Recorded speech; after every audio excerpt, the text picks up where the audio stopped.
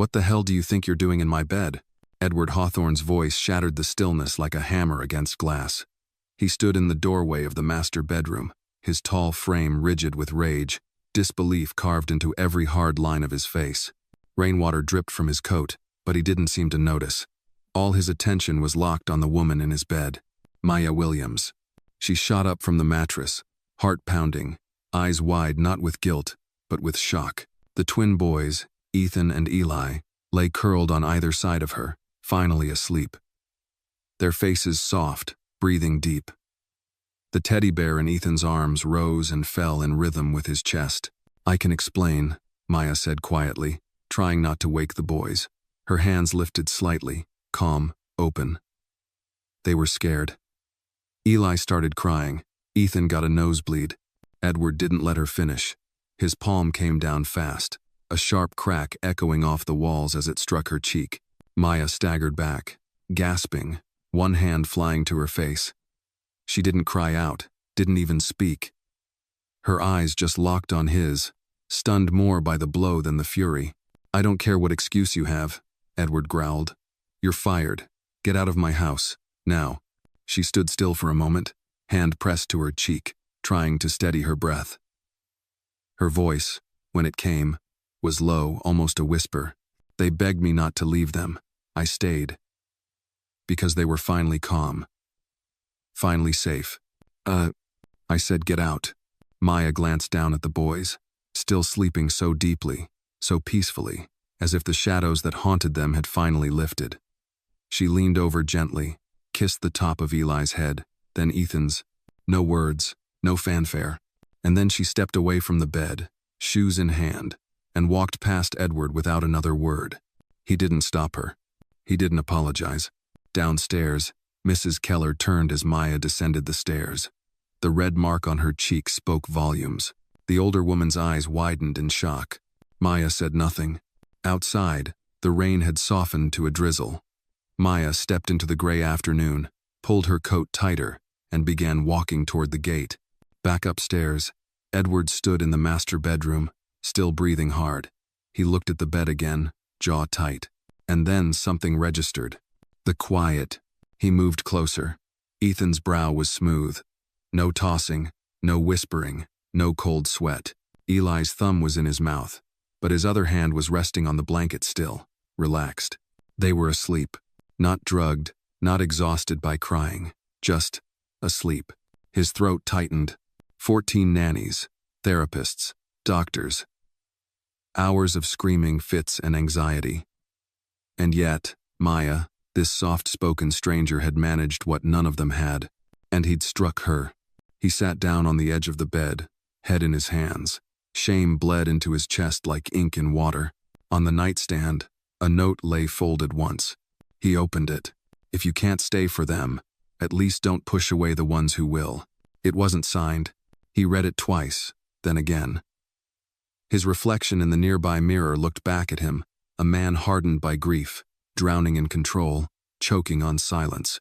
Down the hall, Mrs. Keller stood watching. "Sir," she said softly, "she didn't touch a thing in here, only brought them in when the little one had a nosebleed." He didn't respond. "She stayed because they asked. That's all. They didn't ask for me. They didn't ask for anyone else. Just her." Edward looked up slowly, eyes dark with something more than anger now, something closer to regret. Outside, the gate creaked closed, and for the first time in months, the Hawthorne house was silent, not with grief or rage, but something else. Peace. The kind Maya had left behind. The house was too quiet. Not the comforting kind, like the hush of snowfall or the soft turning of pages in an old book. This was the kind that felt wrong, hollow, and unfinished, like a question left unanswered. Edward Hawthorne sat alone in his study, glass of scotch untouched beside him. The note Maya had left resting on the desk like a judgment. "If you can't stay for them, at least don't push away the ones who will." He'd read it 7 times. Outside, dusk spread over the estate like a heavy quilt, and the wind pressed softly against the windows. Inside, the twins still slept, oblivious to the storm they'd just slept through, oblivious to the fact that the one person they'd allowed into their fragile world was gone. Edward leaned back in his leather chair and rubbed his temples. His hand stung faintly, the ghost of the slap he'd delivered still etched into his skin. He hadn't planned it. It wasn't who he believed he was, and yet it had happened. A moment of misjudged fury, born from grief and 1,000 quiet failures. He had hit a woman, and not just any woman. He stood suddenly and made his way upstairs. The hallway outside the boys' bedroom smelled faintly of lavender and warm cotton. A small wooden stool sat against the wall. Maya's sketchbook was on top, closed neatly, as if she'd left it there on purpose. He picked it up. Inside were simple drawings, rough, untrained, but full of heart. 2 boys holding hands beneath a tree. A tall house with too many windows. A figure sitting between the boys, arms stretched out like wings. A short caption beneath. "The one who stays." He exhaled slowly. In the nursery, Eli stirred. Edward peeked inside. The boy rolled over but didn't wake. No nightmares, no tears. He closed the door softly. Downstairs, Mrs. Keller was folding napkins when Edward entered the kitchen. She looked up and froze. Something in his expression told her to put the linen aside. "She's gone," he said simply. "I know," she replied. "I made a mistake," he said almost to himself. Mrs. Keller raised her eyebrows, but her voice stayed neutral. "You don't say." "She was in my bed." "She was in your room," Keller corrected. "Because the boys wouldn't sleep anywhere else. You weren't here." "I was. I heard them cry, beg for her." She calmed them. He pressed his lips together. "I know what you thought," she said gently. "But you weren't thinking." Silence stretched between them. He looked at the chair where Maya had sat during lunch only yesterday. It felt like weeks ago. "I need to find her," he said. Mrs. Keller didn't argue. "Start with the return address on her letter." "Georgia." He nodded, already heading toward the hall. Across town, Maya sat alone on a bench outside the train station. Her cheeks still throbbed beneath the cold. She hadn't cried. Not when he yelled, not when he hit her, not even when she walked past the front gates with nothing but her bag and the ache of unfinished work in her chest. But now, with her coat wrapped tight and her fingers wrapped around a lukewarm cup of vending machine coffee, tears finally welled. She wiped them quickly. Not because she was ashamed, but because crying in public was a habit she'd spent years unlearning.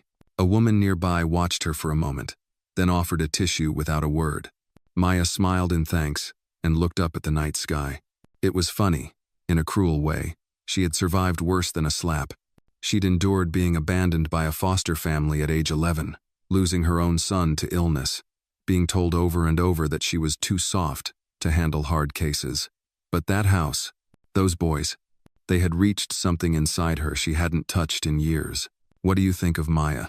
If you believe she's someone truly special, give her a like to show your support. And don't forget to share where you're watching this video from. Who knows, someone right near you might be watching it too.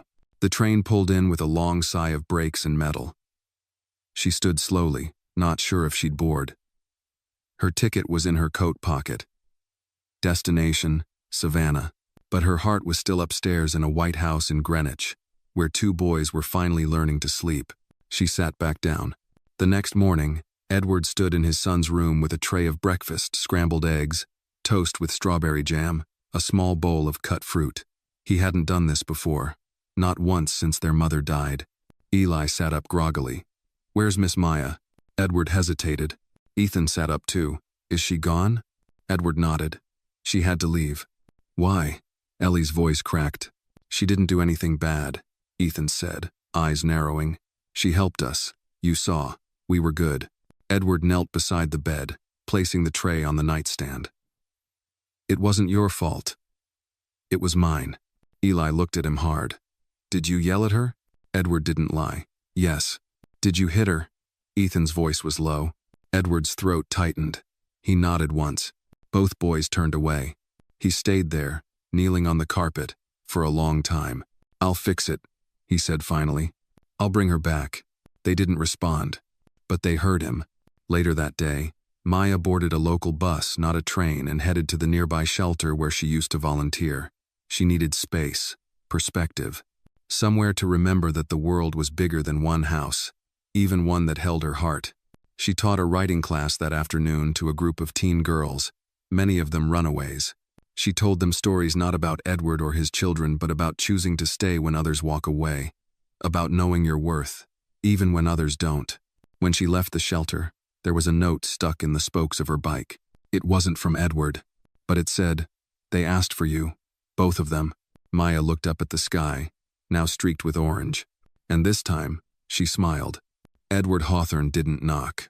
He stepped into the old community center just as the sun was beginning its descent behind the trees, casting long golden shadows across the gymnasium floor. The sound of his polished shoes on linoleum was out of place here, like a cello in a punk rock band. But he didn't flinch. He scanned the room, spotting Maya at the far end, crouched beside a whiteboard, erasing crooked letters from a lesson.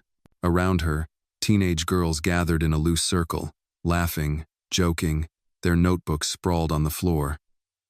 Maya laughed with them, her voice lighter than he remembered, not free of pain but unburdened, for a moment. He didn't realize how tightly he'd been holding his breath until she looked up and saw him. The laughter died, not because anyone told it to, but because something in Maya's posture shifted like a curtain drawn mid-performance.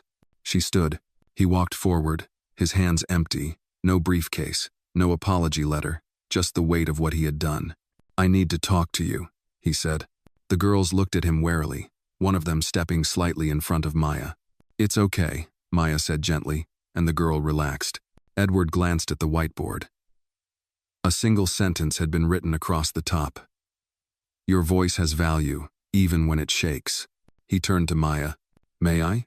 She nodded, leading him outside to the bench by the bus stop, the same one she'd sat on the day before, coffee in hand, tears hidden in the corners of her eyes. "I was wrong," he said immediately. "I judged you. I reacted without listening, and I put my hands on you. That's something I will regret for the rest of my life."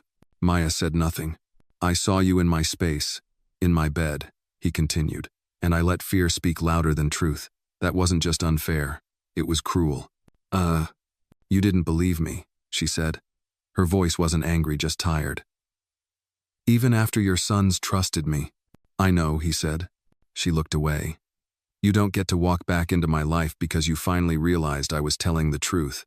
I'm not here to clear my name," he said.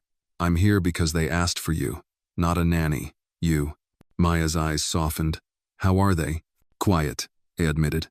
"Too quiet." She nodded slowly. "That's not peace. That's a wound closing over without healing." He looked down, hands clasped between his knees. "I want to fix this." "You can't fix it," she said. "But you can start with acknowledging that what your sons need isn't control, it's connection." He exhaled. "Come back." She didn't answer right away. Instead, she asked, "If I say yes, will I still be staff?" He hesitated. "Number you'll be. You'll have whatever title you want. Advisor, mentor, partner."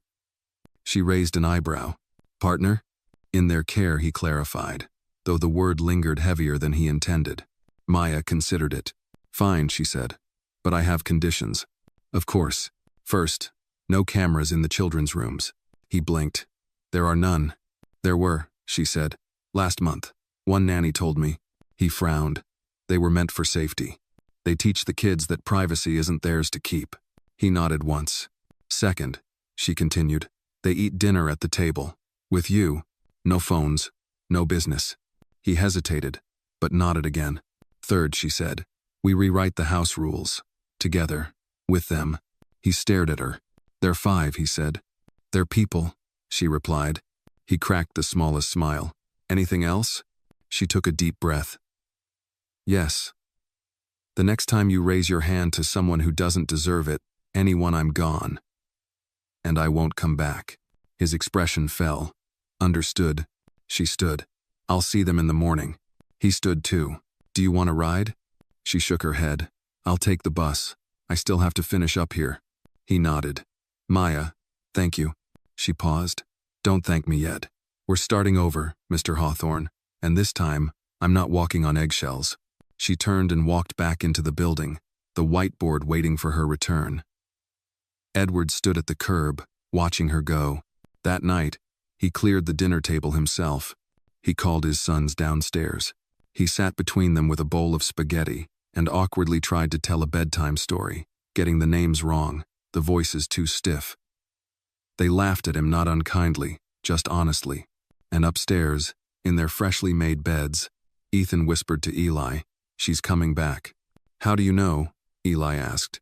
"Because she said goodbye," Ethan replied, pulling the blanket over his head. "Nobody else ever does." The morning Maya returned to the Hawthorne estate, the sky was a soft wash of peach and slate blue. Birds fluttered along the treetops, and the manicured lawn glistened with dew. She stood at the iron gates a moment before they opened, gripping the straps of her worn canvas bag like armor. Everything looked the same, but nothing felt the same. The butler, Harold, greeted her with a stunned blink, then stepped aside with a slight bow. "Miss Williams," he said, with something close to reverence. "Welcome back." "Thank you," Maya replied, walking past the polished marble foyer, the towering chandelier, the silence that once felt stifling. She could hear footsteps upstairs, small, quick, and uncoordinated. Then a shout. "She's here."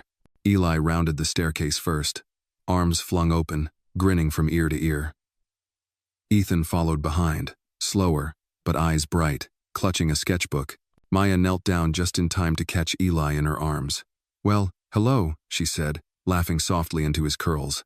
"We made a welcome back sign," Ethan mumbled, thrusting the sketchbook at her.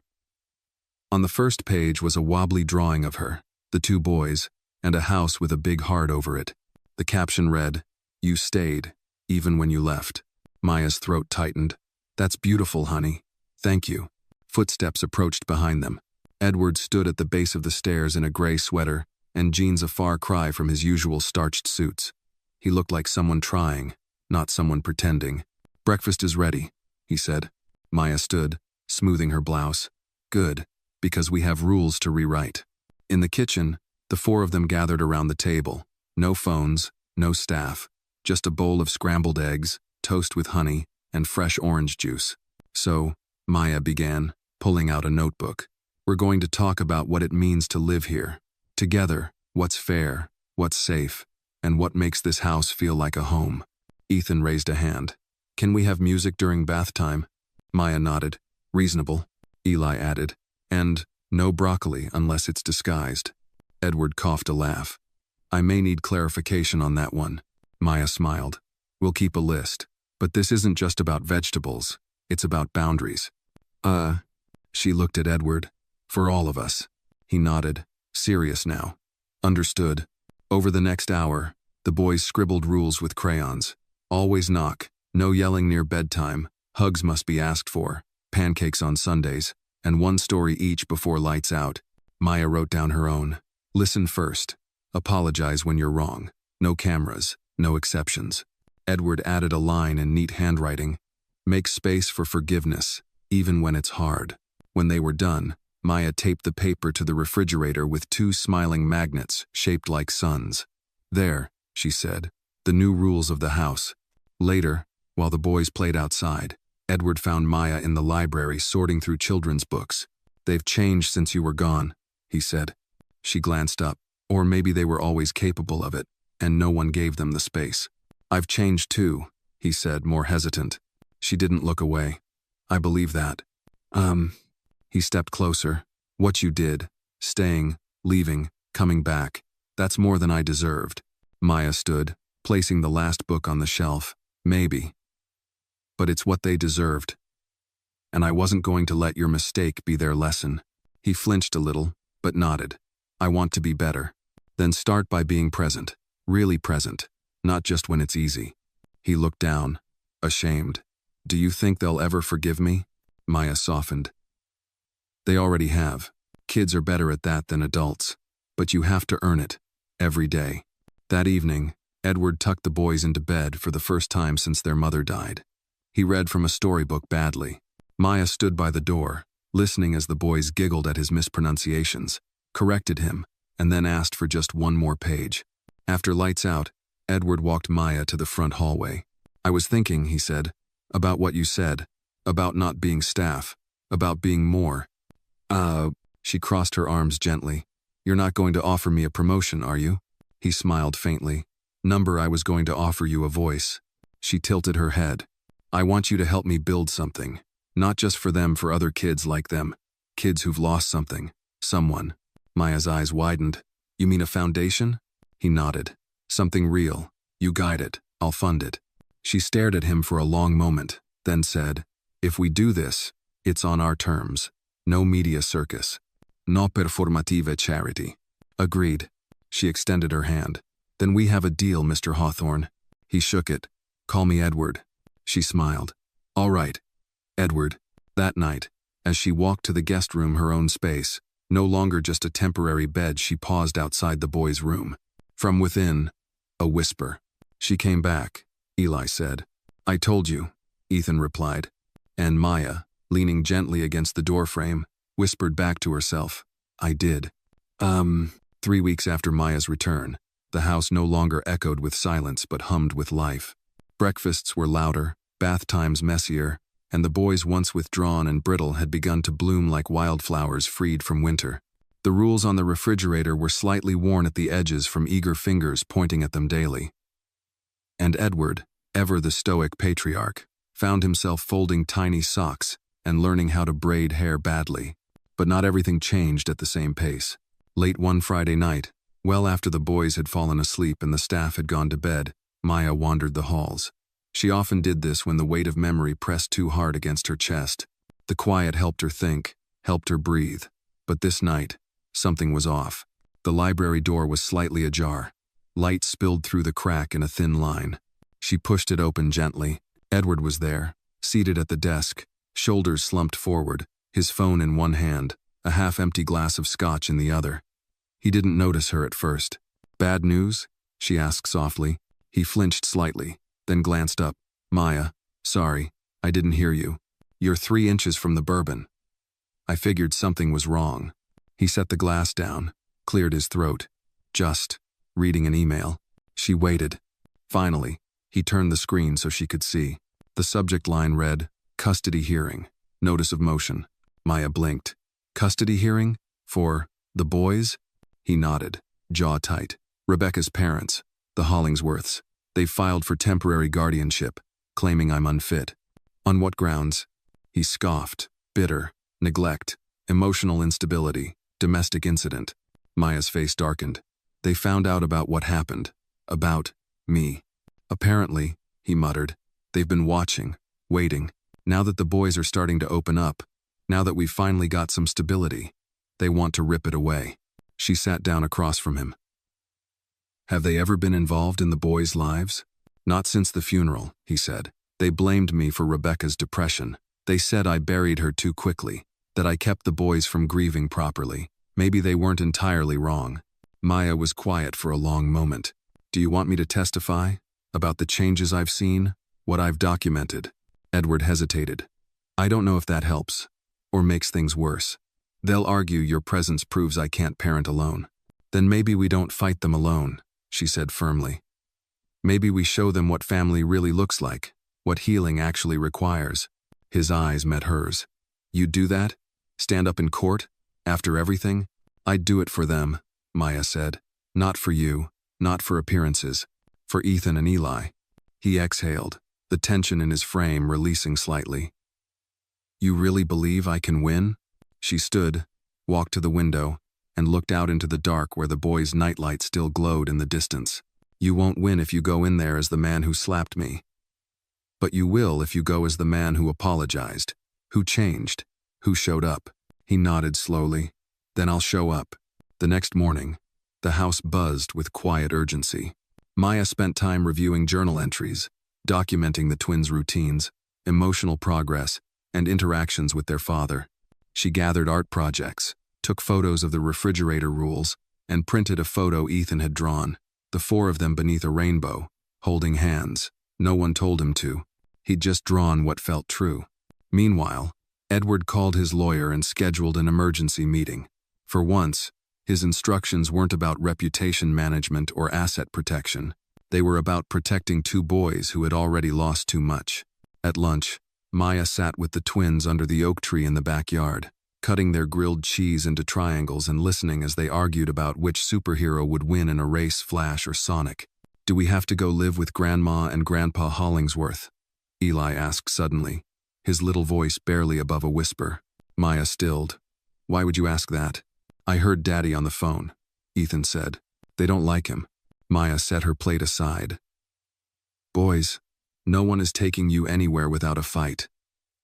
And I'm not going anywhere either." "But they're rich," Ethan said. "And they're, white." Maya blinked, surprised. "What does that have to do with anything?" Ethan shrugged. "They said on the phone that Daddy's made bad choices, that you're not part of the family." Maya leaned in close, cupping Eli's chin gently. "Let me tell you something.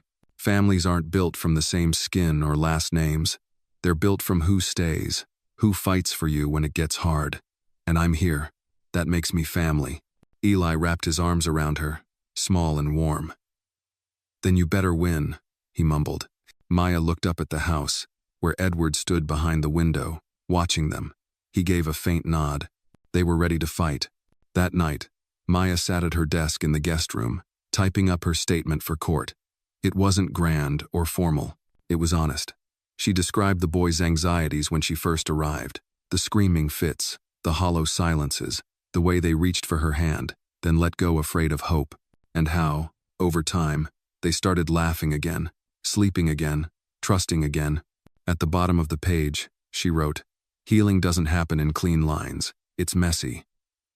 But in that house, I've seen 2 little boys begin to stitch themselves back together, not because of money, not because of blood, but because someone chose to stay."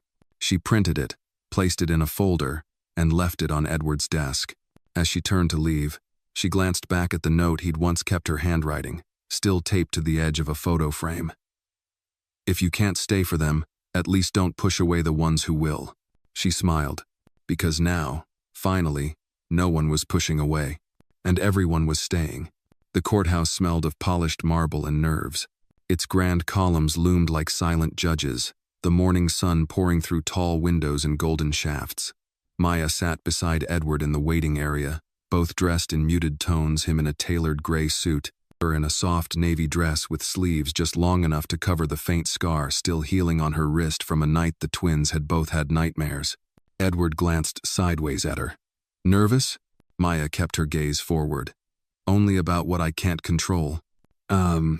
Across the room sat the Hollingsworths, James and Eleanor, draped in affluence like armor. Eleanor wore pearls, a neatly pressed cream skirt suit, and the kind of disapproving stare that could curdle milk. James looked less composed, his hand twitching against his cane, eyes darting toward Edward with barely concealed contempt.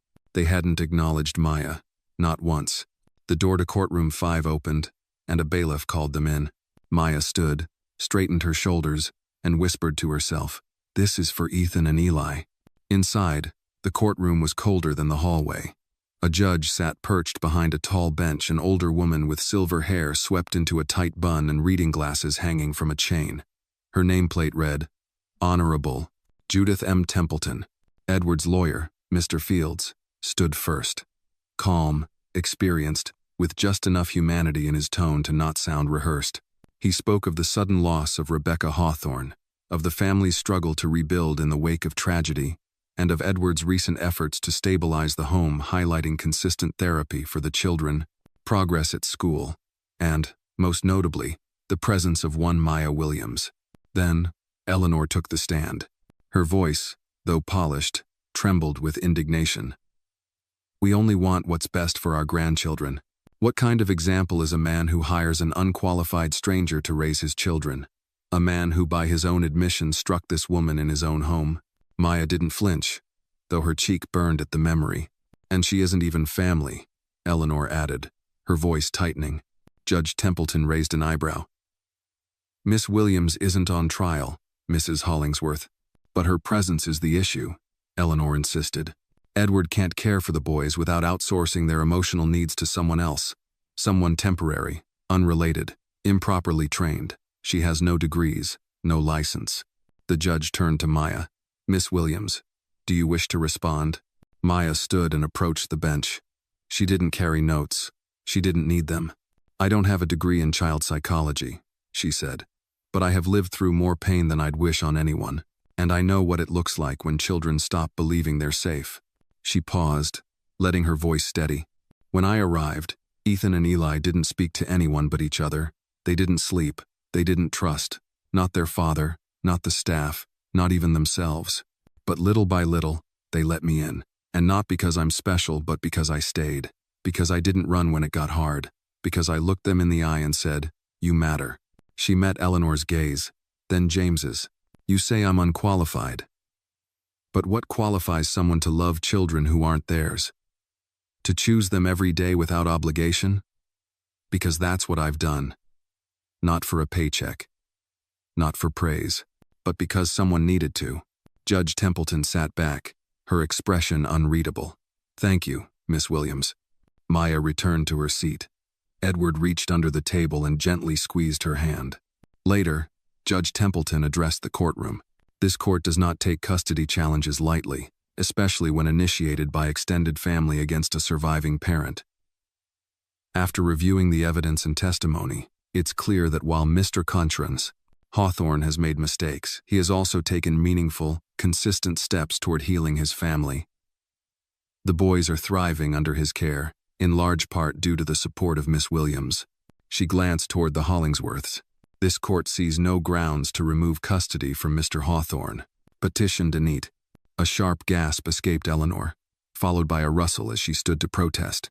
But James placed a hand on her wrist. "Let it go," he whispered. Maya sat still. Her heart thundered, but her face remained composed. Outside, in the cool autumn air, Edward turned to her. "You saved them. Again." She shook her head. "Number, you did. You stood up. You stayed in the room." The boys waited at home, unaware of the verdict, curled up on the couch with Harold reading them a comic book aloud in his deep baritone. When Edward and Maya walked through the door, Eli was the first to spot them. "Did we win?" he asked. Maya knelt down. "We did." Ethan wrapped his arms around her waist. "Does that mean you're not leaving?"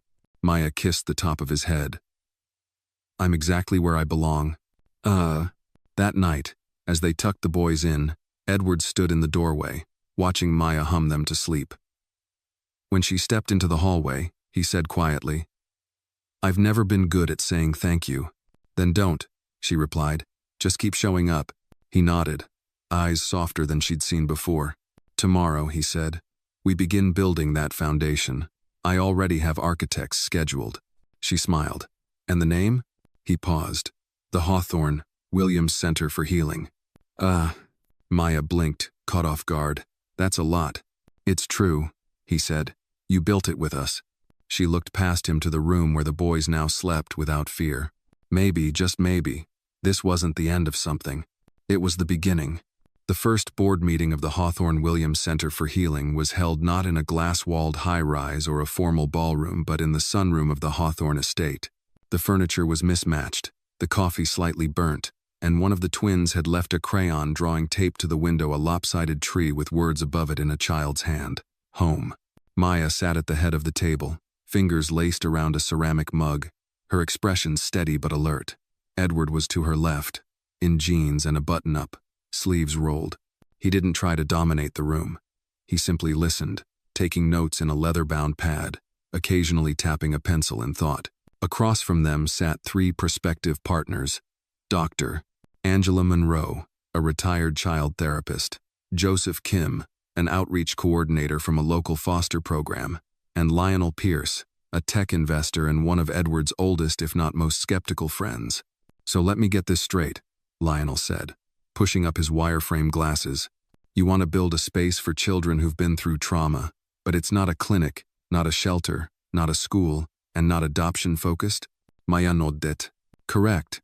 It's a third place, a sanctuary, a bridge between where they are and where they want to be." Angela leaned forward, intrigued. "Who staffs it?" "People like me," Maya said. "Not just credentialed experts. Survivors, mentors, adults who've lived through the fire and can teach others how to walk through it."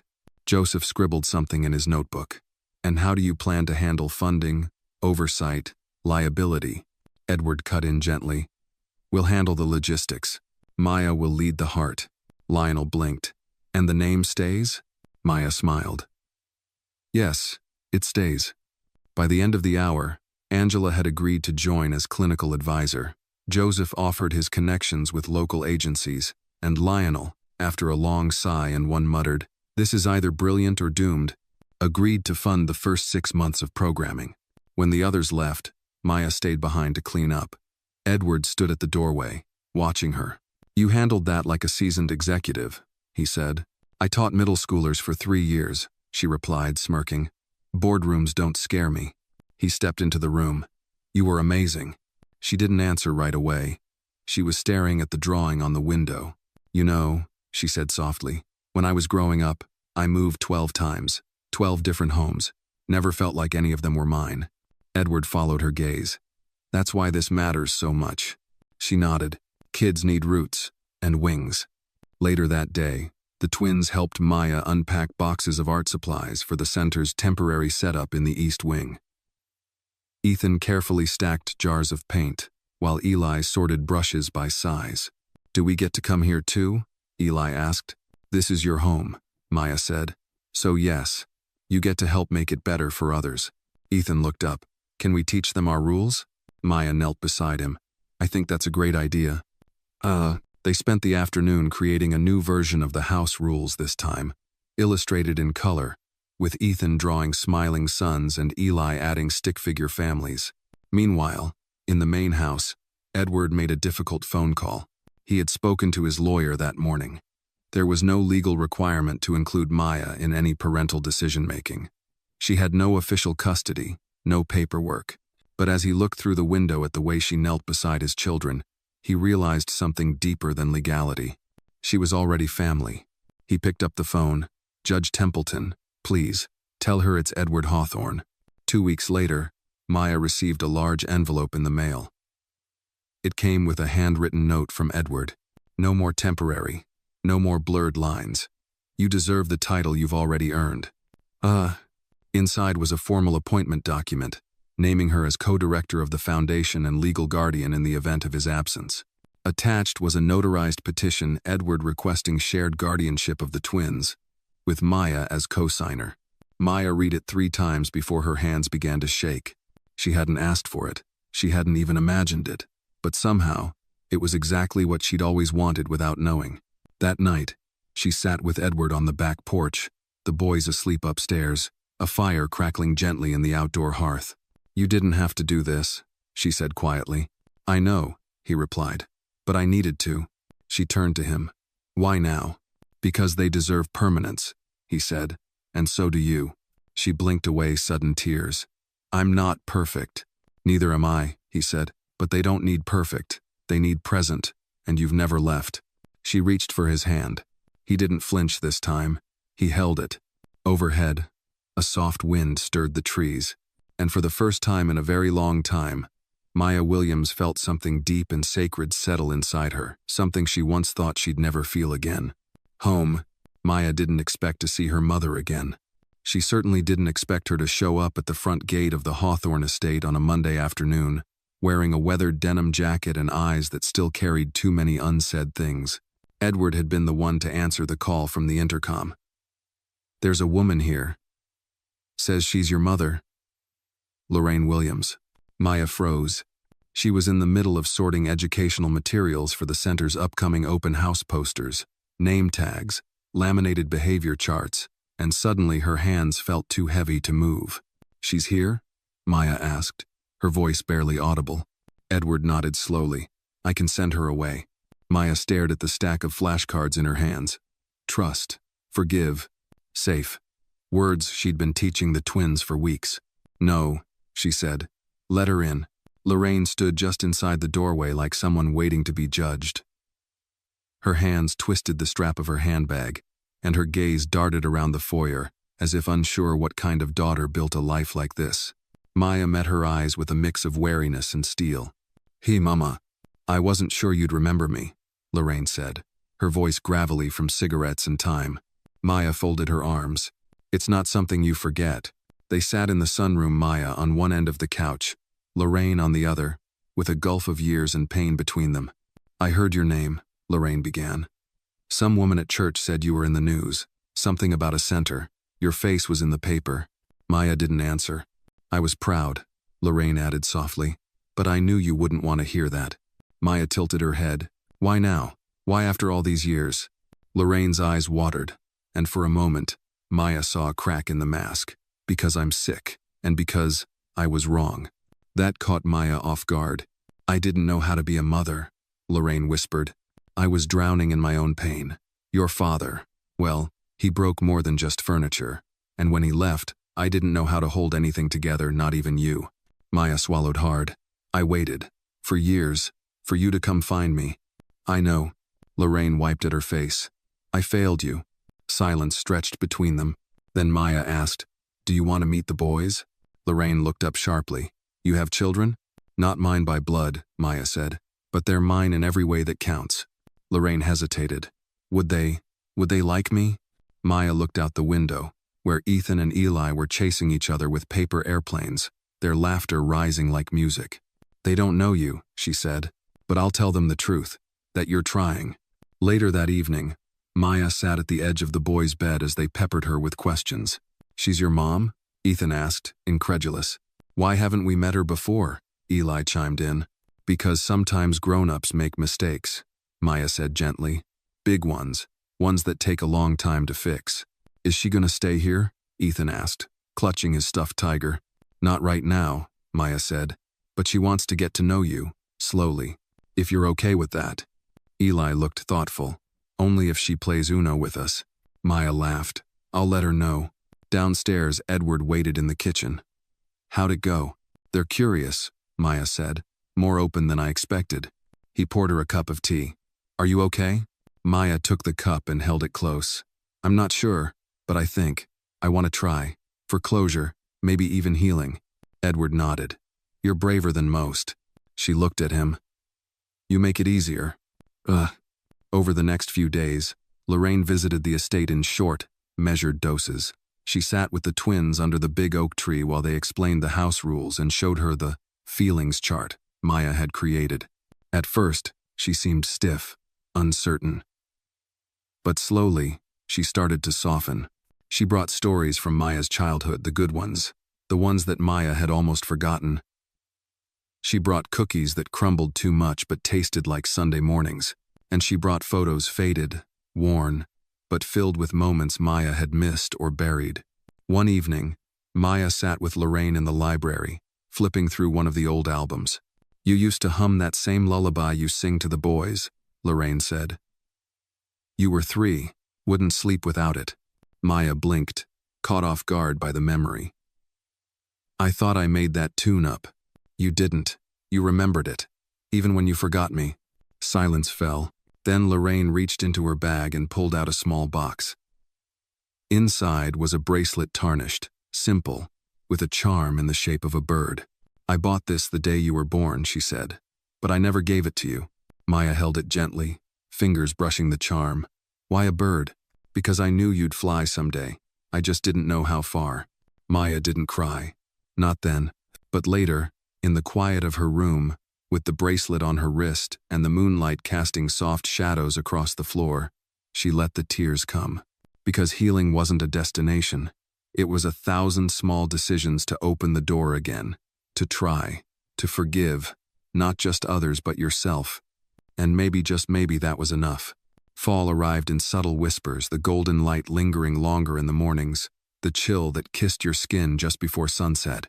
At the Hawthorne Williams Center, preparations for the inaugural Healing Weekend retreat were in full swing. Maya stood at the whiteboard in the newly renovated community room, mapping out the weekend schedule with color-coded markers while the boys folded blankets nearby. Edward passed by with a clipboard and a grin. You do realize none of these kids will follow a color-coded schedule, right? Maya shot him a playful glare. They won't know it's color-coded, but I will. Keeps me sane. Oh. He laughed, and for a moment, everything felt light, easy. But Maya had learned that with healing came friction. Growth scraped up against the walls of old wounds, and that friction was coming fast.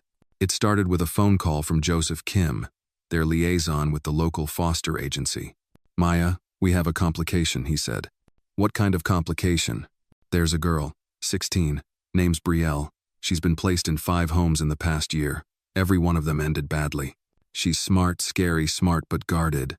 She's refusing therapy, won't go to group sessions, and now she's refusing to stay in the system altogether. Maya listened quietly. Joseph continued.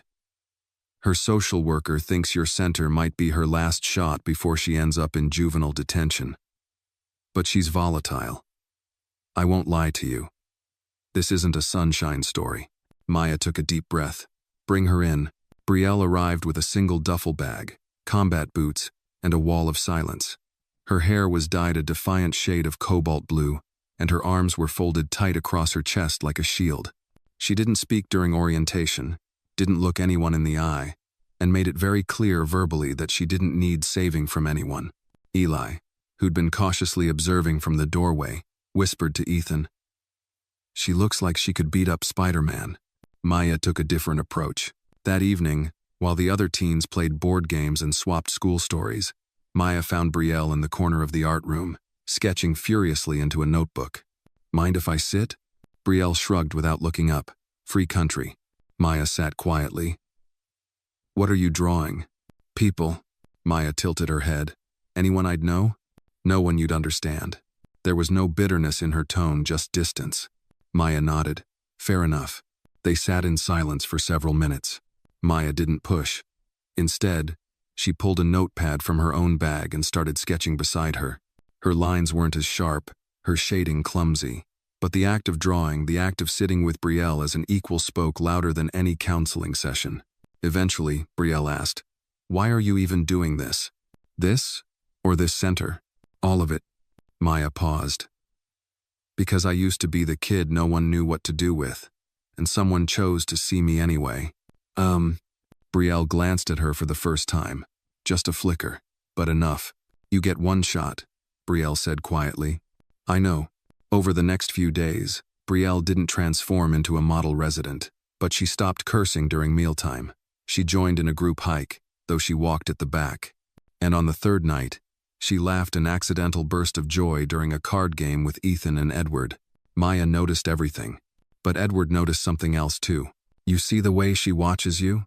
He said one evening as they folded linens in the storage room. She's suspicious, Maya replied. She's attached, Edward said. Already, and that's dangerous. Maya set down the towel in her hands. You think I'm making the same mistake I made with the twins? I think you need to protect your own heart, he said softly. She nodded. That's not what this job is about. I know, Edward said, but if you give too much, and she leaves. She won't leave. He looked at her. They always leave, Maya. You said that once. Remember? She stared at him, the words weighing heavier than she expected. Then maybe this time, we don't let her. The retreat continued. Teens painted murals, cooked group dinners, and shared their stories in fragments. Maya gave them space, never forcing, always inviting. By the last evening, the group gathered under lantern lights strung across the garden. Brielle stood in the shadows at first, arms crossed, head low.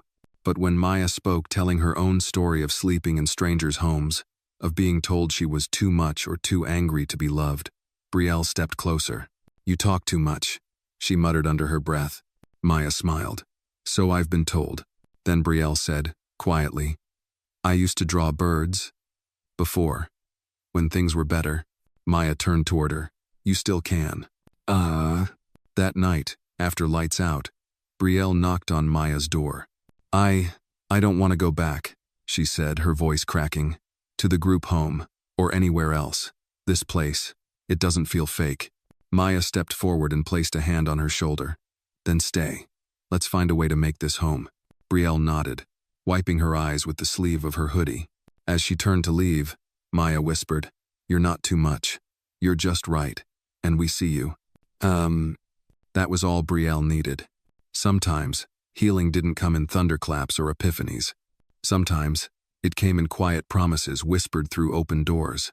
It started with a headline, just a blip in the corner of a local online paper, but enough to send a shiver down Maya's spine.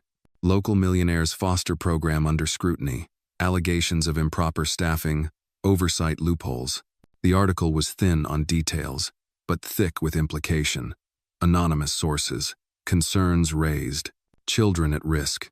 It painted the Hawthorne, Williams Center as a well-intentioned, poorly managed operation, suggesting that Maya was unlicensed and unqualified, and hinting that Edward used his wealth to bypass regulations. Edward was furious. Maya was silent. She read the article again and again, her fingers gripping the tablet so hard the screen dimmed from pressure. "This is a smear job," Edward growled. "Someone's trying to sink us." Someone who knows we're making progress," Maya said quietly. The next day, Joseph called. "Maya, I'm getting calls from the agency. They're asking if you're operating with certified trauma counselors. If your background checks are current. This isn't just gossip, it's turning into a formal investigation." Maya closed her eyes. "How bad?" "Bad enough they're talking about pulling kids out of the center. Even Brielle." That hit harder than she expected. "No," she said firmly. "They can't take her. She's only just beginning to trust." Joseph sighed. "You need to fight this, Maya. But quietly. Don't make it worse by going public. Just shore up your defenses. Fast." She hung up and went straight to Edward. "They're coming for us," she said. "And if we don't get ahead of it, they'll take the kids, the funding, everything." Edward leaned forward. "We'll bring in outside consultants, auditors. I'll get Monroe to review every policy. But Maya, this is a hit job. It's personnel. Someone who knows us," Maya said. "Knows the structure, the timeline." Edward's jaw clenched. "You think it's the Hollingsworths?" "No," Maya said. "They wouldn't play quiet like this. This feels closer." Later that night, as rain lashed against the windows, Maya sat in the center's office, going through personnel files, trying to find a weak link, a mistake, something they missed. Then she saw it. Brielle's intake form. One signature was slightly off. The social worker listed wasn't the one Joseph had assigned. The paper had been scanned through an older printer, from an agency they hadn't worked with in over a year. Maya's heart dropped. Someone had forged the paperwork. She dialed Joseph immediately. "This is going to sound crazy, but I think someone tampered with Brielle's file." Joseph pulled up the records on his end. "Wait, yeah, this isn't our file. Where did this come from?" "I don't know," Maya said, her voice tight. "But someone planted it." Joseph was silent for a moment. Then, "You need to get ahead of this. Now." The next morning, Maya called an emergency board meeting. Angela, Lionel, Joseph, and Edward sat at the long table, tension thick in the air. She laid the forged document on the table. "This is the weapon they're using against us," she said. "And we need to disarm it." Angela frowned. "This is serious. If an audit reveals a forged placement, they'll shut us down on grounds of negligence even if we didn't know." Joseph leaned back, frustrated. "Someone slipped this in. They're targeting Brielle because she's the easiest to discredit. If they can claim we failed her, they can unravel the entire center." Edward stood. "Then we don't give them the chance. We go to the press first. Tell the story ourselves." Lionel raised an eyebrow. "You want to publicize a forgery? That's risky." Maya shook her head. "Not just the forgery, the truth. We tell them who Brielle is, why she came here, what she's become." Angela looked at her. "You'd be putting her at the center of a media storm." "I'll ask her first," Maya said. "She gets to choose." That evening, Maya found Brielle in the art room, painting a massive canvas, a bird breaking free of tangled ropes.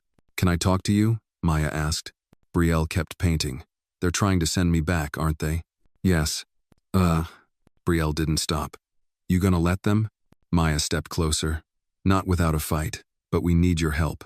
She explained the situation carefully, honestly. "I won't put you in the spotlight unless you say yes," she finished. Brielle set down her brush. "You told me once I wasn't too much, that I was just right." Maya nodded. "Then let's show them who I am," Brielle said. "Let them see me." The next day, Maya stood in front of a group of reporters, Edward beside her, Joseph and Angela behind. And Brielle, brave, centered, stood in front of the microphones. "My name is Brielle Harris. I'm 16. I've lived in 10 foster homes in 4 years. I've been called unfixable, volatile, dangerous. But here, someone saw me. Someone stayed, and I started to believe I might matter again." Her voice didn't waver. "I'm not a case number. I'm not a mistake. I'm a girl who paints birds because I forgot how to fly and now I'm learning again." Maya stood tall, proud. The cameras flashed. The questions came. But the tide had shifted. Truth, once buried, had a way of rising, and this time it came with wings. The fallout wasn't as explosive as Maya feared, but it was relentless. For 3 straight days, the media camped outside the estate's gates. Some reporters shouted questions. Others just stood there, cameras pointed, hoping to catch an image of the girl who'd cracked open the story no one wanted to tell. Brielle didn't flinch. If anything, she grew stronger. The center released her artwork as part of their statement, a gallery of resilience. Her bird painting was shared across social media, a symbol of second chances. Her voice in the press conference echoed far beyond the local community, reaching state-level organizations. Emails poured in survivors, supporters, skeptics, and believers. But not everyone was kind. An anonymous blogger posted Brielle's juvenile record. Another called Maya a well-meaning fraud. A national columnist wrote, "Charity cannot replace training," questioning Edward's decision to entrust children's futures to empathy without structure. Maya absorbed it all in silence, until one morning, a letter arrived, handwritten, no return address. Inside was a single line, "You saved my daughter when I couldn't, thank you." It was unsigned, but it was enough. At breakfast, the boys were giggling over their cereal, arguing whether orange juice belonged in pancakes. Maya poured her coffee, smiled, and thought, "This is worth it." Even the fire. Across the table, Edward folded the newspaper and met her eyes. "You're holding up." "I have to," she said. "Not just for them," he added. "For you." She hesitated, then nodded. "For me too." That day, they held a staff meeting. Every counselor, mentor, volunteer. Maya stood at the front of the room, holding the weight of the past few weeks in her chest. "I won't pretend this hasn't shaken us," she said. "But I won't apologize for our mission. We didn't build this center to look good. We built it because kids fall through cracks, and we decided to stand in those cracks and catch them." The room was quiet. Then Angela stood. "We're with you." One by one, the team nodded, some murmuring, always, "Yes, we stay." That night, Maya walked the halls of the center alone. The walls were lined with drawings, quotes from the kids, a few photographs of family dinners. She stopped in front of one, Ethan and Eli, arms around Brielle, all 3 laughing. Home, captured in a frame. In the East Wing, she found Brielle working late on a new mural, a city skyline with windows glowing gold. "You're still here," Maya said gently. Brielle shrugged, wiping her hands on a rag. "Can't sleep." "You okay?" Brielle paused. "Yeah, just thinking about what happens next. People think because I stood in front of cameras, I'm fine now. But I still get mad for no reason. I still don't trust people easy. She trailed off. Maya sat beside her. "You don't have to be finished to be free." They sat in silence. The only sound, the faint hum of distant crickets. Then Brielle said, "You think I could ever, I don't know, speak at schools? Talk to other kids like me?" Maya smiled. "You just did. And yes, you're more than capable." Brielle grinned, a flash of pride beneath her guarded expression. "Then I want to. I want to be the person I needed back then." The next morning, a call came from a representative of the state's Child Welfare Committee.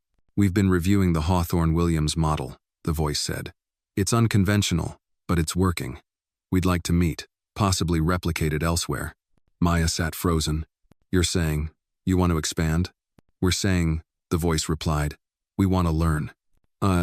After she hung up, she stared out the window for a long moment, her thoughts spinning. It was bigger than her now. Later that week, Maya, Edward, and Brielle sat with the boys under the oak tree. The air smelled like cinnamon and dry leaves. Ethan was reading aloud from a children's book, pausing every few sentences to let Eli make up alternate endings. Brielle listened with a quiet smile. "I want to write a book someday," Eli said suddenly, "about kids who fight bad guys." Maya ruffled his hair. "Start with the truth. That's always the best story."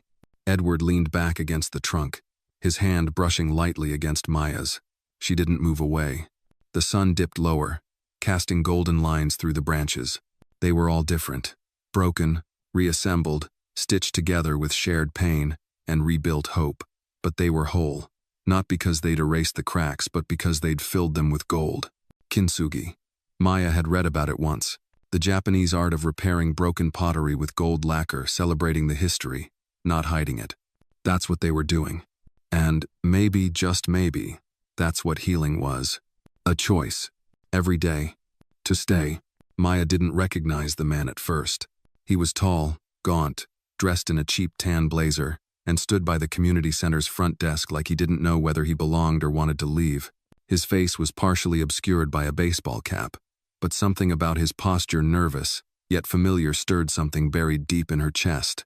Angela was the one who waved Maya over. He says he's here to speak with you. Didn't give a name. Maya approached cautiously. Can I help you?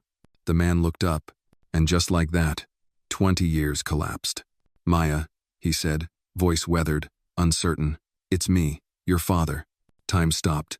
She heard it first in her ears, a rush of blood, a thrum of disbelief, and then in her chest, a cold stillness. You don't get to say my name, she said, voice low. I know, he replied quickly, taking off his cap. His hair was gray now, his eyes bloodshot. I shouldn't be here. I saw the press conference. I saw you. And Maya, I had to come. She stood frozen. People moved behind her. Kids laughed in the playroom. A counselor called out directions for a trust-building activity. The world kept spinning. But inside her, something cracked. Edward arrived just then, sensing something wrong. His gaze shifted between them. This man bothering you? He asked. Maya didn't look away from her father. Number yes. I don't know. I'll give you space, Edward said quietly. But he didn't go far. I'm not here to ruin anything, her father said. I don't want money. I don't want anything. I just wanted to see if you were okay. Maya let out a slow breath, sharp and steady. You left. When I was 10. When Mom had her breakdown. When everything fell apart. I was sick, Maya, he whispered. Addicted. Lost. I didn't know how to stay. That's not an excuse, she said. It's a fact. But it doesn't erase what happened, or what didn't happen. He nodded, shame curling around his shoulders. I missed your life. You forfeited it, she corrected. They stood in silence. Then he pulled something from his coat pocket, a photo. Bent at the corners, faded with time. A girl in overalls with braids and scraped knees, holding a sketchbook and squinting into the sun. You left this on the porch the day I drove away, he said. I kept it. It was the only piece I had. Maya's throat tightened. That photo had been from a summer day she barely remembered, taken by a neighbor. She'd forgotten it existed, but seeing it now felt like being punched in the memory. I'm trying to be clean, he said. Been sober 2 years. Working at a garage outside Baton Rouge. I see a counselor. I go to meetings. Maya crossed her arms. And what? You want forgiveness? He looked at her, eyes glassy. Number, I want grace. The word hit differently. Grace wasn't a transaction. It wasn't earned or negotiated. It was a gift, offered freely, or not at all. I can't promise that, she said. He nodded. I understand. But I can promise not to hate you anymore, she added. That's something. A slow tear slid down his cheek. That's everything. Maya didn't tell the boys that night. She didn't tell Brielle or Edward or even Lorraine. She needed time to file it away, like a fragile document you're not ready to read but can't throw away. Instead, she cooked dinner, helped Eli with math homework, read Ethan 2 chapters of their favorite mystery novel. Then, when the house was quiet, she sat in the sunroom with Edward. He came, she said. Edward looked up. Your father? She nodded. It was like talking to a ghost I've been angry at for so long I forgot I was still haunted. Do you want him in your life? I don't know, she said honestly, but I wanted him to see me, that's all. Edward reached across and took her hand. You're seen, he said simply. She rested her head against his shoulder, and for the first time that day, the tremble in her heart began to still. 2 days later, Brielle came bursting into the office holding a flyer. Look, she beamed. My first speaking invite. A youth panel in Atlanta. They want me to talk about trust and art. Maya grinned. That's amazing. When is it? Next month. But I'll need a chaperone. Maya raised an eyebrow. You're asking me? Brielle smirked. I trust you not to let me eat 3 gas station burritos in a row. Flawed logic, Maya said, but flattering. Then Brielle got serious. I'm nervous. That's good, Maya said. It means you care. Brielle looked at her with that guarded hope Maya knew so well. Thanks for seeing me, even when I couldn't see myself. Maya touched her shoulder. That's what light does. It finds the cracks, and gets in anyway. And in that moment, Maya understood something new. Healing didn't always mean forgetting. It meant integrating the brokenness into something fuller, stronger, realer. It meant letting go of what you couldn't change and holding fiercely to what you could. It meant becoming the kind of person who could forgive not to excuse the past, but to free the future. And it meant, finally, standing tall in your own name. Maya Williams. Mother, mentor, healer, and no longer haunted. 6 months had passed since the blur of the hearing. The estate's gardens were heavy with late spring blooms, and the center buzzed with its new program calendar. It wasn't perfect, but it was thriving. Mia, the center's youngest counselor, had started weekly sessions with Brielle. Ethan had moved up a grade and was acing spelling. Eli had decided he was going to invent his own superhero team, complete with capes. And Maya, well, Maya watched them grow like a gardener who had learned to root in hope. That morning dawned bright and clear. Edward had invited the board and staff for a small celebration under the oak tree. A banner made by the twins read, "1 year of staying." Maya arrived early to fluff blankets and arrange lemonade glasses. She hesitated by the banner, remembering the first shaky version. Now it looked familiar, like belonging. All the guests gathered. Angela, Joseph, Lionel, Lorraine, and staff from local agencies filled chairs scattered around the lawn. Children sat in a circle, twirling paper lanterns. Edward began. "When we named this center, we married 2 impossible odds, wealth and empathy. But the real miracle isn't the programs or the funding. It's endurance. It's the choice someone makes every day when no one's watching." Lorraine stood then, unexpected but certain. "My daughter taught me more than I ever gave her a chance to learn. I'm honored to be here. Not as a bystander, but as someone who's still growing." Ethan and Eli marched forward, each holding a gold-painted rock. They placed them at Maya's feet. Ethan said loudly, "This rock is gold because it's brave." Eli added quietly, "This one is gold because it stays." Maya swallowed, tears swollen behind her throat. Edward stood beside her, hand in hand, as the twins presented their gifts. Joseph cleared his throat next and said, "We've reviewed our 6-month outcomes. Schools report increased attendance, fewer behavioral referrals, and, most importantly, kids who trust again." Angela stepped forward. "We're expanding. 2 more sites." With Maya at the helm, Lionel raised his glass. "Here's to the woman who didn't ask to be part of a family. She built one anyway." Maya blinked and gripped Edward's hand. He squeezed hers in return. As the crowd began to mingle, Brielle approached Maya with her sketchbook in hand. Inside was a new drawing. 4 golden trees, each different, each leaning in toward the center like they held up something greater together. Beneath, her handwriting, "This is what growing looks like." Maya kissed her cheek and whispered, "Yes, baby, exactly."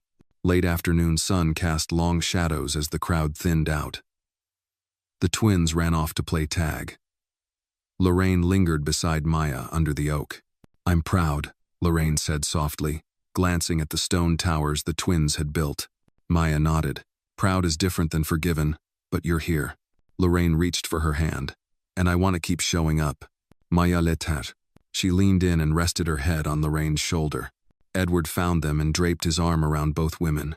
"Let's plant something together. New flower bed, maybe roses." Maya's lips curved. "Only if we promised to tend to it every week." He laughed. "Deal." That evening, Europa Edwards' butler brought them all lemonade refills. The laughter of children drifted across the lawn. The faint scent of jasmine settled as dusk folded over the estate. Later, when the headlights had cleared the driveway and the center was quiet again, Edward found Maya in the sunroom, sketching new rules with Ethan labeled community rules now: trust, kindness, bravery, presence. He closed the door. "I wanted to ask, would you marry me?" She looked up, stunned. Not because of what it was, but because he said it now, softly, in a way that wasn't a proposal. It was a promise. She didn't answer at first. She closed her sketchbook and pressed it to her chest. Then she said, "Yes, but only if you know I'm not perfect." He brushed her hair out of her face. Neither am I, but we're better at growing together. And outside, the wind rustled through the oak tree, as if congratulating them with ancient approval, because healing had become inheritance, family built not by blood, but by 1,000 everyday actions wrapped in gold. And in that moment, Maya Williams felt rooted and flying, all at once. Spring had fully arrived by the time the Hawthorne Williams Center opened its second location in Bridgeport. The unveiling ceremony was quiet, purposeful. Children from the center in Greenwich stood beside Maya and Edward, holding signs they'd painted. Hope grows here, second chances live, too. Neighbors lined the sidewalk, cameras flashed gently, and bees hummed among newly planted daisies in recycled tins.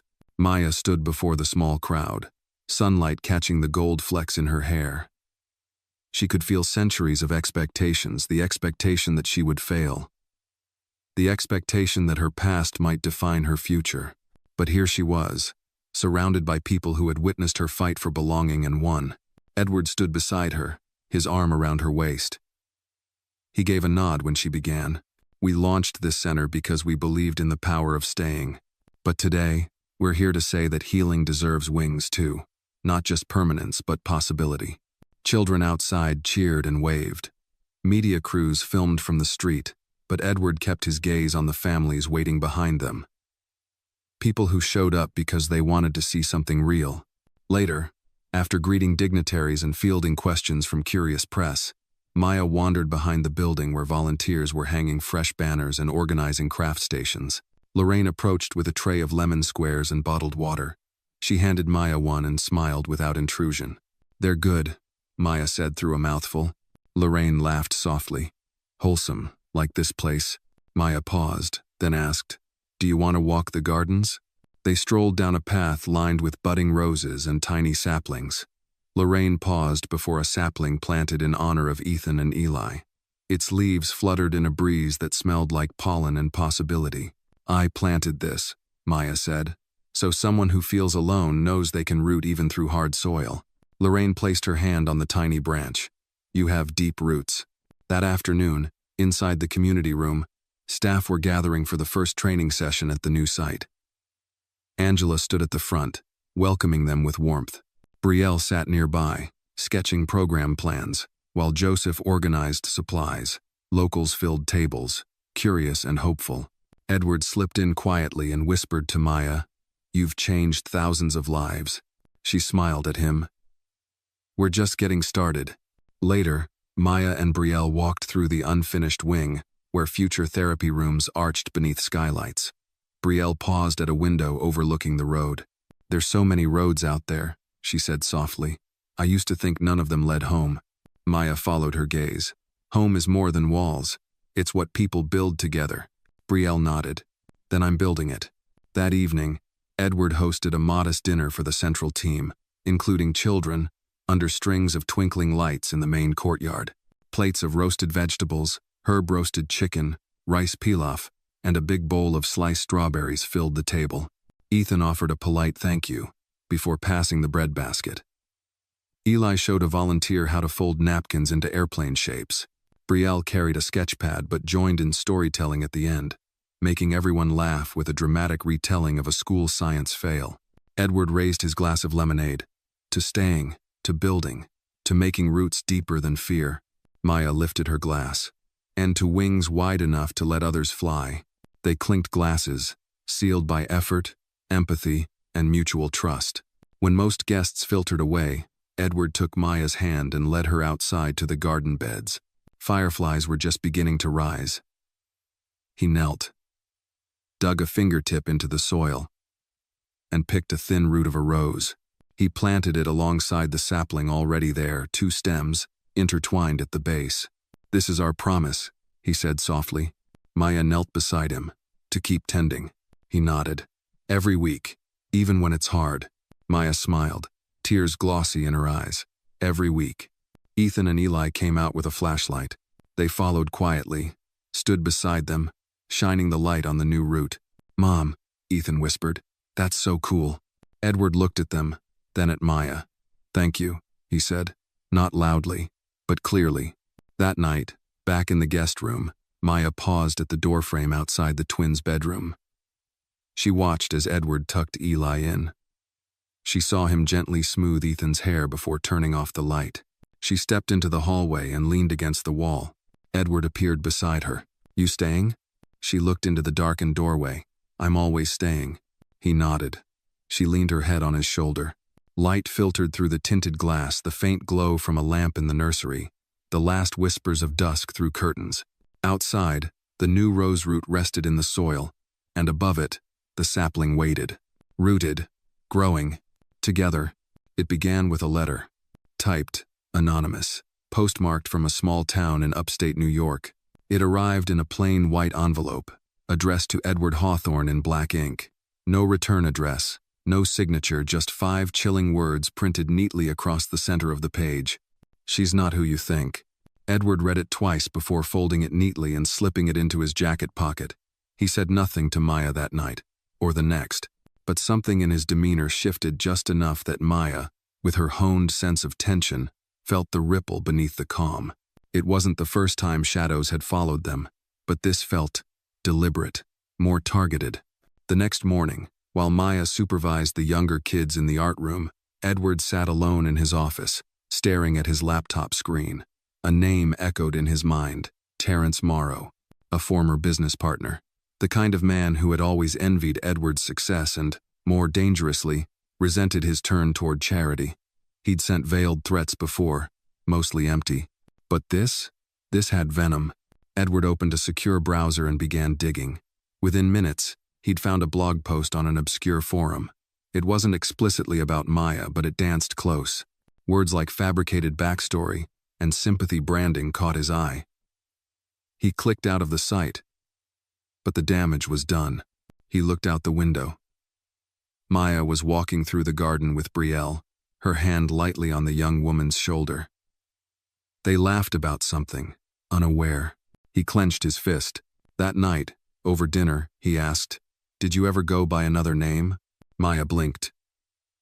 "What?" "Before Maya Williams. Legally, or otherwise." She set her fork down. "Why are you asking me that?" He hesitated. "I got a letter. It suggested you might not be fully forthcoming." Maya stood up slowly. "Do you believe it?" Edward looked up. His face held conflict, not certainty. "I believe you, I do, but I had to ask." Her voice was quiet, but steady. "I was Maya Simmons until I turned 18. Then I took my grandmother's surname Williams, because my mother was gone, and my father didn't earn the right to name me." Edward nodded, shame crawling up his spine. "I'm sorry. I'm not ashamed of who I was," Maya continued, "but I am angry that someone thinks they can weaponize my past." Later, she found Brielle in the old art room. She handed her a copy of the letter. Brielle read it. "Someone scared." "Of what?" Maya asked. "Of what we've built." The next day, a news story aired. Local. Short. A talking head speculating about background checks and donor scrutiny. They flashed Maya's face on the screen. Words like "mysterious rise" and "guardian of troubled youth." Maya turned off the television. She didn't flinch, but she didn't sleep that night either. Edward reached for her hand in bed. "I'll call the lawyers. We'll handle it." She nodded. "We always knew this could happen. But it's not fair. Number, but it's familiar." 3 days later, Maya stood before the full staff. Cameras had been barred. This was family. "I won't spend energy justifying my worth," she said, "but I will protect this space. If they come for me, let them. But they don't get to tear down what we've built." Angela stood. "Let us handle the press. You handle the mission." Joseph raised his hand. "We'll double security." Brielle walked up and handed Maya a photo, a drawing, really. It showed Maya holding a lantern in a dark hallway, with small hands reaching for her from the shadows. "Keep walking," Brielle said. "We're right behind you." That night, Maya walked the halls of the original center alone. She stopped at each door, remembering the children, the crises, the triumphs, her own fears. She reached the front steps just as Edward pulled up in his car. He stepped out, held up a folder. "Background checks, old records, everything you've ever submitted. It's clean." She raised an eyebrow. "You doubted that?" He shook his head. I just needed to prove to the world what I already knew. She stepped toward him. And what do you know, Edward Hawthorne? That your past makes you powerful, not dangerous. They stood on the porch together, silent. The wind stirred the banner hanging by the entrance. It read, "Hope lives here." Maya looked at it, then at Edward. Let's remind them why. Inside, the center's lights glowed into the evening like a beacon, unshaken, unapologetic. And in that moment, Maya understood. Storms don't always come to destroy. Sometimes, they clear the air for something even stronger. Winter's first snow fell softly over the Hawthorne estate, frosting the branches and muting the world. The blanket of white transformed familiar paths into fresh canvases. Maya watched from her upstairs window, a steaming mug in hand, listening to the hush. She drew comfort in the silence tonight. The recent smear campaign had quieted official investigations, found no wrongdoing. Donors reaffirmed commitments, and local media coverage turned from suspicion to admiration. Yet something unresolved glimmered beneath the festive lights already strung around the oak tree.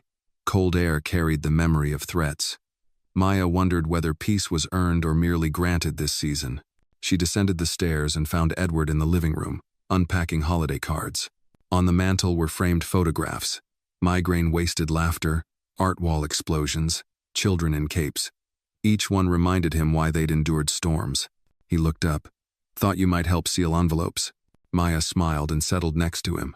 He handed her a card from Ethan and Eli, stick-figure parents, 3 trees labeled Hope, 2 sons, and 2 smiling scribbles, "We love you." Maya felt something burst behind her chest, less fragile this time. Something resolute. She drew a deep breath.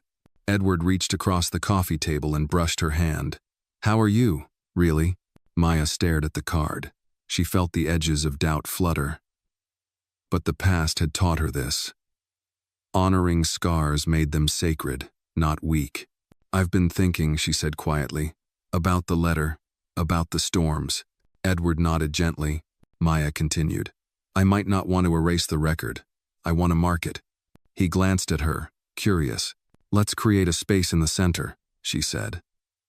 A gallery dedicated not just to happy stories, but to the shadows, to wounds, to survival. Where people can submit something they're proud they overcame. Edward raised an eyebrow. "Like a hall of resilience?" Maya's eyes lit. "Yes, not hidden, but honored." He nodded. "I can fund that. We can design it together." Over the next week, Maya worked with Brielle and community volunteers to gather pieces, drawings, written notes, artworks brought by teens who had once stood where Brielle had stood. One painting depicted a masked figure with cracks of gold leaking from within. Another was a poem typed on crumpled paper. "I learned to stand again after I thought standing was a sin." On opening day, they cleared a wing in the Greenwich Center. Volunteers hung the displays between warm string lights. Soft instrumental music played. Naomi, one of the teens formerly in foster care, shared her essay, "My Left Arm is My Story." Families, staff, champions, and local press arrived. The room glowed with hushed reverence. Edward stepped forward to speak. He said, "This space is our declaration that trauma will not silence people, it will testify. That wounds, when spoken, become pathways, not prisons." Someone asked the twins to speak. They looked at each other uncertainly. Eli stepped forward. "We drew these stones," he said, holding a small container. Ethan added, "They were gold inside, but cracked, so we painted them gold again." Maya nodded, voice thick. "That's what kintsugi does. It celebrates the cracks. It reminds us that broken isn't less, it's art." Applause rippled through the room. Afterwards, Maya found Brielle by the window. She looked small but braver than ever. "I want to add something of mine," Brielle whispered. "A journal. From right after I came." Maya hugged her. "Thank you." Nearby, Lorraine and Edward stood holding hands. Maya slipped into between them. Lorraine brushed a snowflake from Maya's hair. "This is beautiful." Maya smiled. "Because it holds the truth," Edward added. "And because you're not afraid of truth." That evening, around the dinner table, the family laughed over board games and burnt gingerbread. Edward chased Eli around the oak tree with a flashlight. Ethan read aloud from an old mystery novel. Brigadier Joliffe having coffee with Miss Marple. Maya watched them, the boy who once cried at midnight, the boy who refused to eat peas and felt the weight of the seasons behind them. She'd walked through storms, questioned her belonging, faced accusations. But this was the place she'd built with her broken hands and heart, not perfect, but real. After the boys were asleep, Edward found Maya once more by the fire. He slid an envelope across the coffee table. Inside was a small slip of paper. Invitation. Speaker at the state's Trauma-Informed Youth Conference, Brielle Harris. Maya's eyes flicked to the empty chair beside her. She knew who it implied. Edward offered gently, "Would you share the stage with her?" She paused, thought of storms and light, coming and staying. She turned to him and nodded. "Of course." He smiled, relief coiling like warmth through his chest. They leaned into each other. Outside the window, snow drifted steadily, soft persistence. Inside, the fire crackled, and Maya felt it in her bones. Healing was not forgetting the storms. It was starting again in gold. Spring unfurled across Connecticut like a promise on the edge of bloom. At the state's Trauma-Informed Youth Conference in Hartford, a large hall buzzed with anticipation. Government officials, social workers, counselors, teachers, and youth from across the state gathered to hear stories not only of trauma but of transformation. Maya and Brielle sat side by side on a low wooden stage in front of folding chairs and bright lights. Behind them, a giant screen displayed a golden bird breaking free from shadowed bars, the mural Brielle had painted months earlier. When they took their seats, the audience leaned forward. Edward and Ethan sat in the front row, Ethan clutching his new sketchbook, page open to a drawing of 4 figures holding hands beneath a sunrise. The moderator introduced them. Maya Williams, co-founder of the Hawthorne Williams Center, and Brielle Harris, formerly in foster care. Their story is one of resilience, loyalty, and the power of being seen. They began by recounting the early days, Brielle's entry into the center, her distrust, her refusal of therapy. Mia, seated off to the side, looked on with moist eyes. A few other teens nodded in recognition. Then Brielle took over. Her voice trembled at first. "I used to think my voice was the thunder before the storm. Dangerous. Always too loud or too angry. And then one day, they didn't run. They didn't call me volatile. They just listened." Maya added, "Healing doesn't happen on stage or in press releases. It happens in the silent moments when someone stays despite the storm." They spoke for 20 minutes. Questions followed. How do we train people who've lived through trauma? How do we balance structure with empathy? What accountability keeps our mission honest? Maya answered, "We value emotional credibility over credentials sometimes, not because diplomas don't matter, but because truth sometimes begins with the scars people choose not to hide." She ended. "Our model is not a program. It's a responsibility. To show up even when they don't expect it, to stay even when it's inconvenient, and to help young people rewrite their stories, not erase them."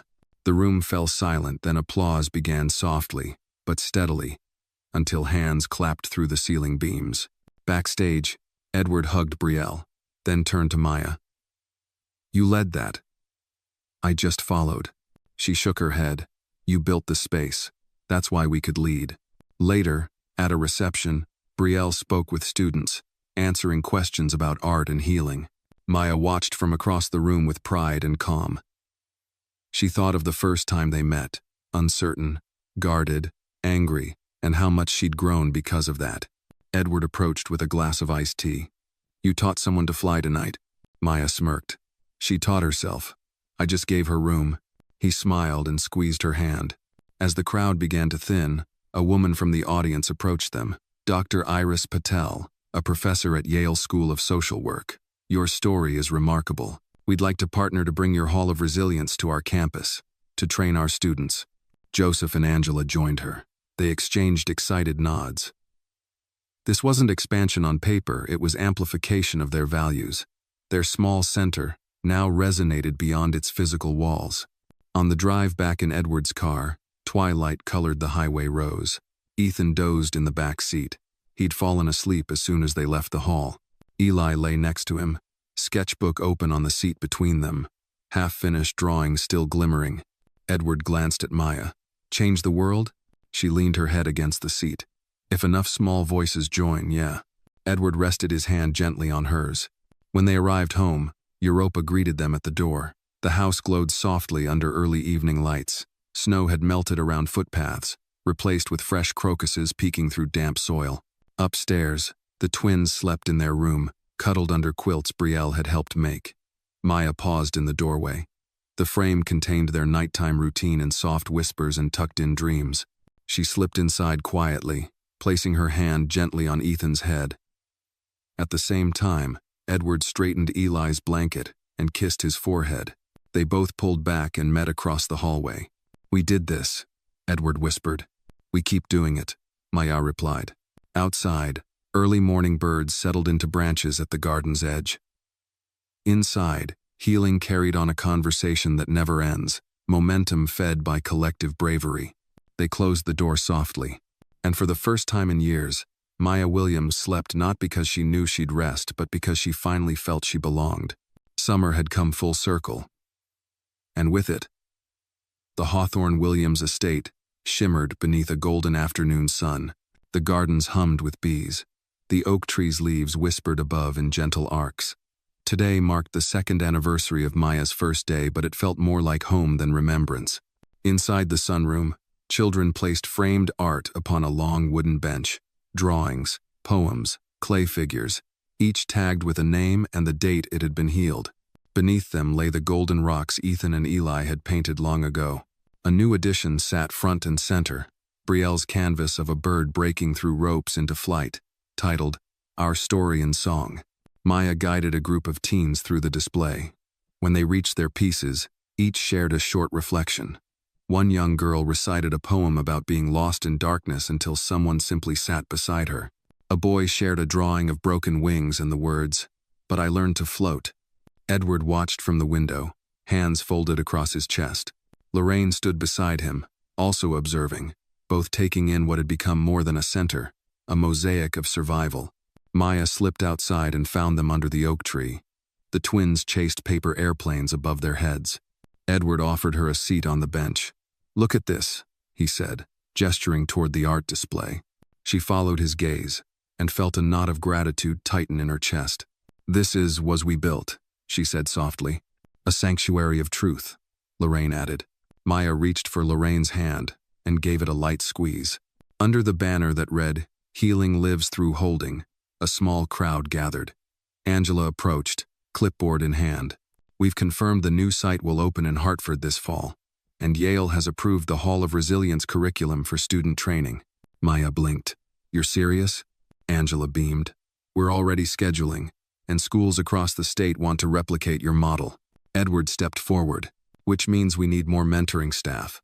Would you be interested in leading that, Maya?" She exhaled and let her eyes rest on the twins, spinning closer toward her. "I'd love to," she said, "but only if we keep our values intact. No shortcuts, no compromises." He nodded. "Exactly." Ethan and Eli paused and ran back. Ethan climbed onto Maya's lap and clung tight. Eli pressed his head into her side. Lorraine watched them and smiled through tears. "You changed everything." Maya covered Ethan's small head with a hand. "They changed me." Edward watched in silence. The late afternoon light softened. A car pulled up at the drive.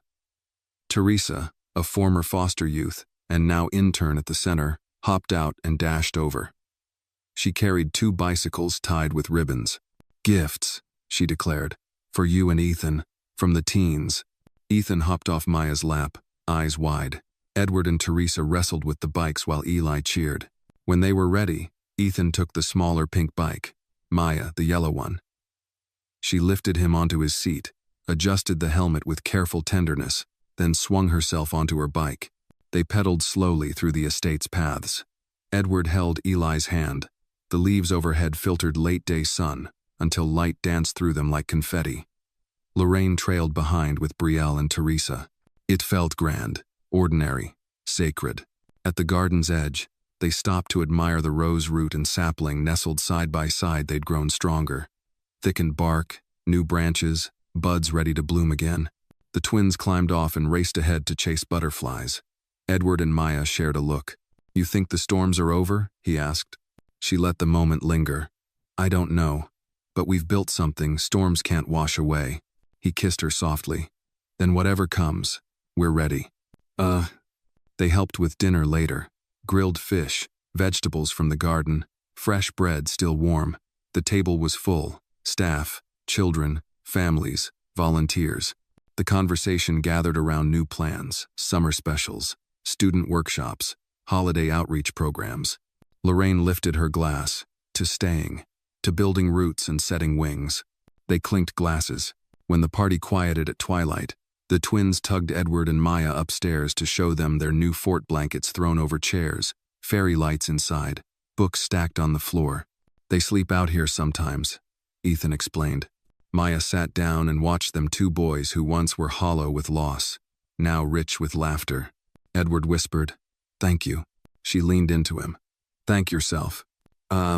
Outside the window, fireflies had begun to drift in patterns that looked accidental and beautiful. Inside, the fort glowed with warm lamplight. Maya closed her eyes, breathing in the sound of peace. This was the end of one chapter, the beginning of everything else. Because healing isn't final. It's persistent, imperfect, and bright. And the light? It remains. Always.